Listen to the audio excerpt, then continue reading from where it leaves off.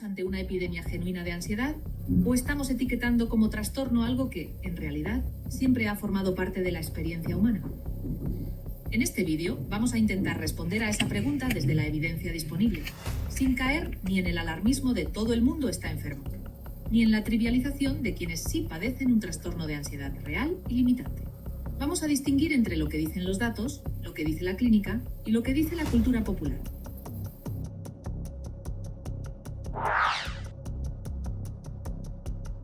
Antes de hablar de si se ha convertido en una moda, es necesario aclarar algo fundamental. La ansiedad, como fenómeno psicológico, no es en sí misma una patología. La ansiedad es una respuesta emocional y fisiológica normal ante la percepción de una amenaza o un desafío. Activa el sistema nervioso simpático, prepara al cuerpo para reaccionar y en dosis adecuadas es de hecho adaptativa. Nos ayuda a rendir mejor en una entrevista, a estudiar para un examen con más concentración o a reaccionar rápido ante un peligro real. El problema surge cuando esa respuesta se activa de forma desproporcionada, persistente o sin una amenaza real que la justifique, y quien la sufre pierde la capacidad de funcionar con normalidad en su vida diaria. A eso es a lo que la psicología clínica llama trastorno de ansiedad. Y dentro de esta categoría hay varios subtipos: el trastorno de ansiedad generalizada, el trastorno de pánico, la ansiedad social, las fobias específicas, entre otros. La diferencia, por tanto, no está en sentir ansiedad. Eso lo hacemos todos, es parte de estar vivo, sino en la intensidad, la duración y, sobre todo, en el grado de interferencia que produce en la vida de la persona. Esta distinción es la clave de todo el debate que vamos a desarrollar a continuación. Segunda parte: lo que dicen los datos. Los estudios epidemiológicos disponibles sí muestran un aumento real en los diagnósticos de trastornos de ansiedad en las últimas 2 décadas, especialmente entre adolescentes y adultos jóvenes. Organizaciones de salud, como la Organización Mundial de la Salud, han señalado un incremento notable, acentuado tras la pandemia de COVID-19, que generó un contexto de incertidumbre prolongada, aislamiento social y disrupción en las rutinas de millones de personas en todo el mundo. Este aumento tiene varias explicaciones posibles, y probablemente todas ellas contribuyen en cierta medida. Por un lado, existe un componente de aumento real. Factores como la precariedad laboral, la incertidumbre económica, la sobreexposición a información constante a través de dispositivos móviles y cambios en los patrones de sueño y actividad física son variables que la investigación relaciona de forma consistente con mayores niveles de malestar psicológico.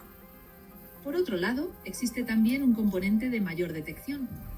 A diferencia de generaciones anteriores, hoy existe menos estigma asociado a buscar ayuda psicológica, lo que significa que más personas que antes hubieran sufrido en silencio ahora acuden a consulta y reciben un diagnóstico formal.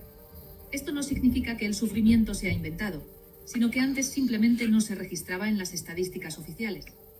Y por último, existe un tercer componente, más controvertido, que es el que da pie a la pregunta que titula este vídeo: la posible sobreextensión del concepto en el lenguaje popular y en redes sociales. Tercera parte: la ansiedad como fenómeno cultural. En los últimos años, plataformas como TikTok o Instagram han popularizado contenido relacionado con salud mental a una escala sin precedentes. Esto tiene, sin duda, aspectos positivos. Ha contribuido a reducir el estigma, ha dado vocabulario a personas que no sabían cómo nombrar lo que sentían, y ha empujado a mucha gente a buscar ayuda profesional que de otro modo no habría buscado. Pero varios investigadores en psicología clínica han señalado también un riesgo asociado a este fenómeno, conocido en la literatura académica como sobreidentificación diagnóstica, o, de forma más informal, la tendencia a patologizar experiencias emocionales cotidianas. Cuando términos clínicos como ansiedad, trauma o ataque de pánico se usan de manera generalizada para describir experiencias como el estrés de un mal día, el nerviosismo antes de una cita, o simplemente la incomodidad ante una situación social, corremos el riesgo de 2 cosas. La primera, diluir el significado clínico del término, dificultando que quienes sí padecen un trastorno real puedan comunicar la gravedad de lo que sienten, ya que la misma palabra se usa tanto para un malestar pasajero como para una condición incapacitante.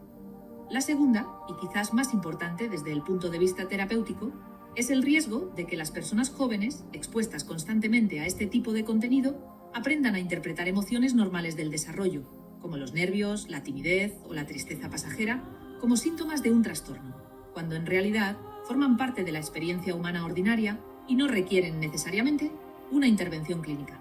Cuarta parte, el riesgo de ir al extremo contrario. Es importante, sin embargo, no caer en la trampa opuesta. El hecho de que exista una sobreextensión cultural del término no significa que la ansiedad, como trastorno clínico, sea una moda o una exageración generalizada.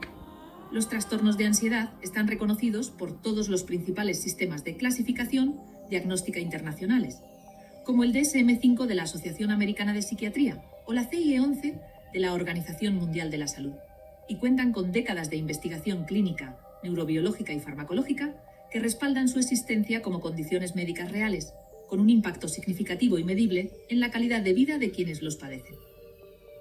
Minimizar estos trastornos calificándolos de moda puede tener consecuencias serias. Puede desincentivar a personas que realmente necesitan ayuda profesional a buscarla, por miedo a no ser tomadas en serio, o por la idea errónea de que todo el mundo tiene ansiedad hoy en día, y por tanto lo que sienten no es para tanto.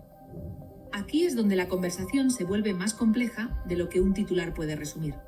No se trata de elegir entre la ansiedad es una moda o la ansiedad es una epidemia real, sino de entender que ambos fenómenos, el aumento real de casos clínicos y la sobreextensión cultural del término, pueden estar ocurriendo al mismo tiempo, sin ser contradictorios entre sí. Quinta parte. ¿Qué dicen los profesionales? Numerosos psicólogos y psiquiatras han abordado públicamente este debate, y la postura mayoritaria dentro de la comunidad clínica tiende a matizar los extremos. Por un lado, reconocen que el aumento en las consultas y diagnósticos refleja en buena medida una necesidad real y un contexto social más adverso para la salud mental que el de generaciones anteriores. Por otro lado, muchos de estos mismos profesionales expresan preocupación por la autodiagnosis a través de redes sociales, donde personas sin formación clínica o incluso creadores de contenido sin cualificación alguna explican listas de síntomas de forma simplificada, lo que puede llevar a que cualquier persona se identifique con un trastorno sin haber sido evaluada por un profesional cualificado. La recomendación general dentro del campo es clara. La sospecha de un trastorno de ansiedad, especialmente cuando interfiere de forma significativa en la vida diaria, debe ser evaluada siempre por un profesional de la salud mental y no basarse únicamente en contenido de redes sociales, por bien intencionado que éste sea. Conclusión. Entonces, volviendo a la pregunta inicial, ¿se ha convertido la ansiedad en una moda? La respuesta honesta es que no es una pregunta que admita un sí o un no simple. Existe evidencia sólida de un aumento real en los trastornos de ansiedad, particularmente entre los más jóvenes, vinculado a factores sociales, económicos y tecnológicos contemporáneos. Y al mismo tiempo existe también evidencia de una sobreextensión cultural del término, que corre el riesgo de banalizar tanto el sufrimiento de quienes padecen un trastorno real como la comprensión pública de lo que significa realmente vivir con él. Quizás la pregunta más útil no sea si la ansiedad está de moda, sino cómo podemos, como sociedad, hablar de salud mental con el rigor suficiente para tomarla en serio, sin caer ni en el alarmismo ni en la banalización.